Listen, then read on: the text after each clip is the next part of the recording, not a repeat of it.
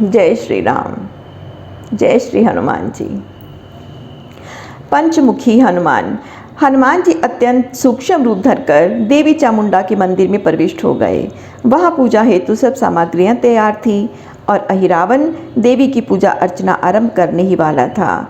हनुमान जी ने देवी की प्रतिमा को स्पर्श करके उनसे अपनी धृष्टता हेतु क्षमा प्रार्थना की। देवी श्री राम के अनन्य सेवक हनुमान जी का मंतव्य समझकर उस प्रतिमा से अपना अंश समेटकर अंतर्ध्यान हो गई।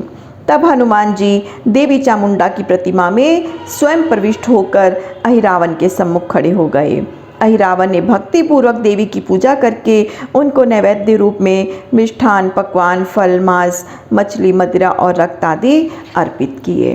हनुमान जी तामसिक पदार्थों का सेवन नहीं कर सकते थे, अतः उन्होंने स्वयं को पंचमुखी रूप में स्थापित कर लिया। अपने कृत्रिम 4 मुखों द्वारा उन्होंने मांस, मछली, मदिरा व रक्त का भक्षण किया जो उनके वास्तविक उदर में नहीं गए। अपने वास्तविक मुख से उन्होंने फल, मिष्ठान, पकवान आदि उन पदार्थों का ही सेवन किया और उनको उदरस्थ कर लिया। हनुमान जी का ये स्वरूप ही पंचमुखी कहलाता है। आज भी वास्तु दोषों, दृष्टि दोष तथा अन्य नकारात्मक ऊर्जाओं से रक्षा हेतु उनके पंचमुखी स्वरूप को ही प्रतिष्ठित कर उनकी पूजा की जाती है। यह स्वरूप सब प्रकार के संकटों तथा मृत्यु से अभय प्रदान करने वाला एवं प्राणों का रक्षक सिद्ध होता है।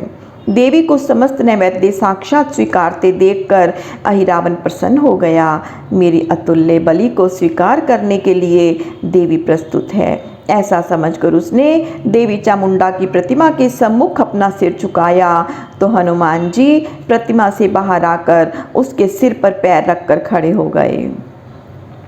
उन्होंने अहिरावण को पैरों तले दबाए रखते हुए राम लक्ष्मण को बंधन से मुक्त करा और अपने दाएं बाएं कंधों पर सुरक्षित बिठा लिया। फिर बलि देने के लिए रखी खड्ग द्वारा अहिरावण के सैनिकों को मौत के घाट उतार दिया। अहिरावण हनुमान जी के चरण तले दबा छटपटा रहा था। अंत में उन्होंने उसको भी युद्ध का अवसर दिया, परंतु महाबली हनुमान जी के समक्ष किस प्रकार और कब तक टिक पाता। अंततः वह भी मारा गया। लक्ष्मण जी ने तब मुस्कुराकर श्री राम से कहा, भैया आपको विदित था कि संकट मोचन हनुमान जी अवश्य यहाँ पधारेंगे, इसीलिए बलि हेतु बांध दिए जाने पर भी ना तो आपने स्वयं युद्ध करने का कोई प्रयास किया, ना मुझे ही करने दिया। श्री राम उत्तर में मुस्कुरा कर रह गए। हनुमान जी जब राम लक्ष्मण को कंधों पर बैठाकर पैताल लोक के द्वार पर आए तब उन्होंने अपने पुत्र मकरध्वज को श्री राम से आज्ञा लेकर बंधन मुक्त किया। रामचंद्र मकरध्वज की प्रशंसा करके उसे आशीर्वाद देते हुए बोले, वत्स तुम अपने कर्तव्यनिष्ठ पिता के समान ही निष्ठावान हो। तुमने अपने चरित्र से समाज को ये संदेश दिया कि स्वामी भक्ति, राष्ट्र भक्ति तथा स्वधर्म का पालन संबंधों से अधिक महत्वपूर्ण है। संबंध तो केवल एक ही व्यक्ति तक सीमित है, परंतु राष्ट्र भक्ति संपूर्ण राष्ट्र के हित की सुरक्षा के लिए है। मकरध्वज ने सादर प्रणाम करते हुए कहा, हे प्रभु आप मुझसे प्रसन्न हैं, मुझे और क्या चाहिए।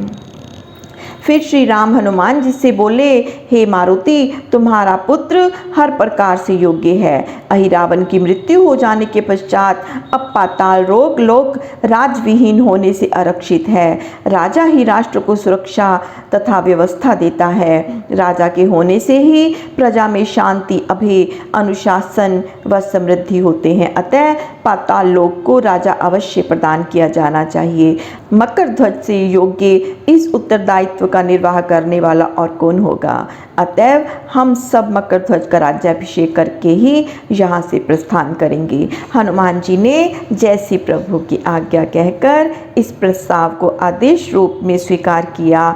शीघ्र ही वे सब मकरध्वज का राज्याभिषेक करके वापस लौट गए। वानर समाज उन्हें सकुशल वापस पाकर अत्यंत हर्षित हुआ। बोलिए श्री पंचमुखी महावीर जी हनुमान जी की जय हो।